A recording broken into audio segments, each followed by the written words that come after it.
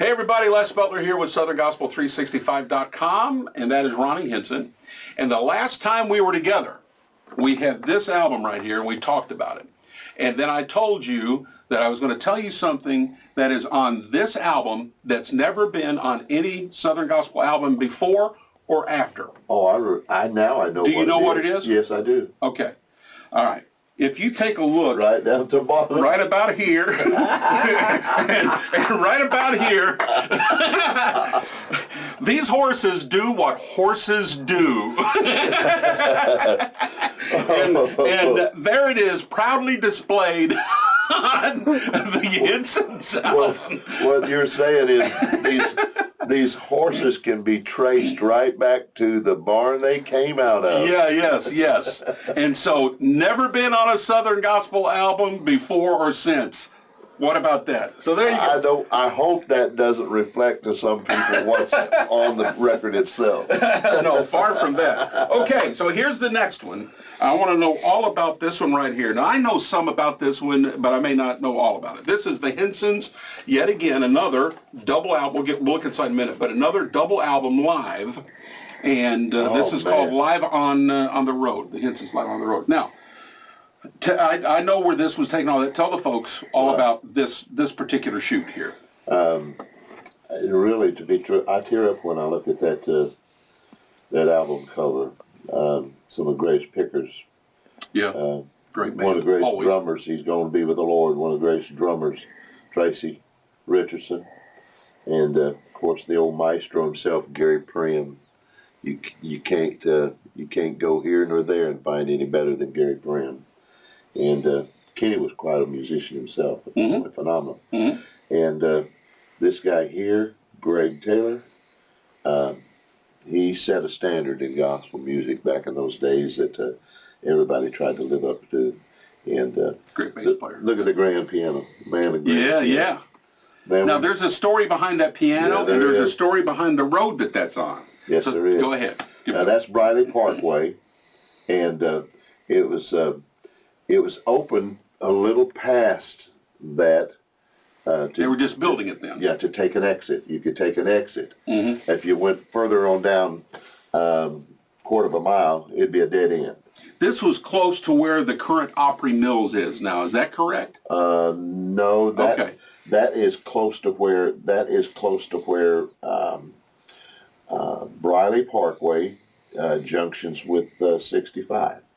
Okay. 65. Okay, so it's a couple miles north of Opry Mills. Yeah. Okay. So it's we rented this piano, of course, and had the piano company bring it out to the highway. Yes. Set it down. Now traffic can flow by it, but it's off over to the side. But enough that a helicopter who's doing the traffic report reports it as, and I'm listening to this on the radio in the bus sitting down the roadaways. Yeah. Where we got the picture on the back. Yeah. And the news report is saying it's an afternoon traffic report, and he's saying, we have a fender bender on Interstate 24, and we got some congestion happening there at the junction at Trinity Lane, and this is in Nashville, Tennessee. And he said, but you're not going to believe this. He said, there's a 9-foot grand in the middle of the Riley Parkway, he said. And so then... the story gets better. Yeah, that was funny enough. But they wouldn't let us touch that piano after we took that pose. It was like, get away from that piano, and our boys will pick it up and put it on the truck. Well, when they picked it up and put it on the truck, they dropped it and split it right down the middle. And end of piano. You could have probably picked that beautiful grand piano up for the pieces of it. Yeah. Or who knows what. Yeah. Very cheap. But that was the last I think that piano ever got played. And here's the back where the bus was, where he was listening to the road report. Yeah. And then here inside, this was cool. That's another picture of them there at the piano while it was on Briley. And then there's again the same thing there. So amazing time, amazing story on that one to me.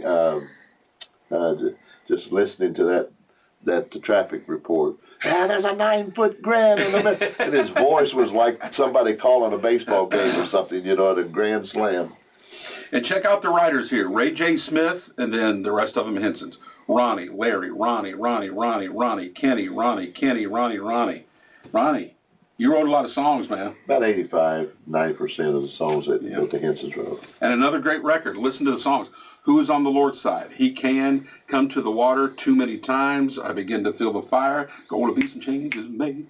Burdens are lifted away. Camp meeting days. To know he's real. Desperation. Oh, I love that song. Blessings on Me, Heaven is Mine. What a double album, man. So, Briley Parkway, over just past where Opry Mills is now. If you ever come into Nashville and you see Opry Mills, if you just keep going a little bit north, about a mile or two, there's 65. That's where that was. And I don't know, if you go pull off the side of the road, you may see some black splintery wood. Yeah. If it is, you may have some part of the piano that the Hinsons used. Yeah, that or some ivory. Yeah. So there you go. This is cool. These are cool moments about these very unique album covers that the Hinsons always brought to the table with their great new unique music. Everything about the Hinsons unique. They write from a different place than most writers. Their singing was different. They could be straight ahead Southern Gospel Quartet 1 minute and then kick into this country mode that was just unbelievable the next minute. And then they bring all of that and tie it in with their packaging, and it was always unique. So, as you know, love the Hinsons. And we've got, I think, 2 or 3 more albums that I brought that we're going to take a look at and do some more stories behind the records. Cool? Come back. SouthernGospel365.com.